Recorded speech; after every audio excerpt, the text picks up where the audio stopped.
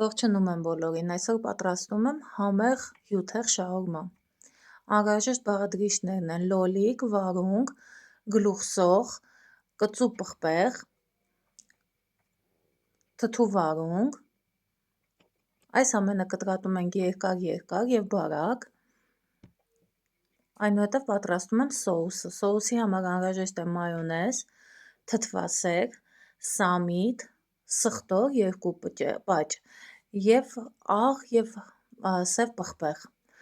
Այս ամենը լավ խառնում ենք և սկսում ենք հավաքել արդեն մեր շաուրման։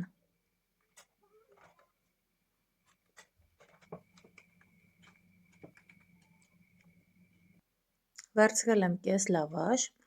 վրան քսում եմ սոուս, ուշադրություն դարձրեք սիրելիներս, լավաշի եզրը ծալել եմ, որպեսզի շատ բարակ չլինի, սոուսից ինքը իրարից չառանձնանա։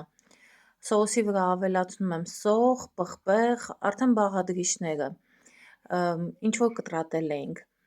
և նորից սոուս եմ անում, աղ եմ հանում պարտադիր, հաճախ անալի է ստացվում բանջարեղենների հետ կապված, ավելացնում եմ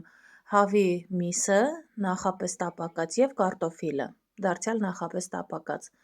նորից աղ եմ անում, սոուսից մի փոքր և արդեն ձևավորում եմ շաուրման։ Ես այն տաքացնում եմ աերոգրիլի մեջ 200 աստիճան ջերմաստիճանում 5 րոպե։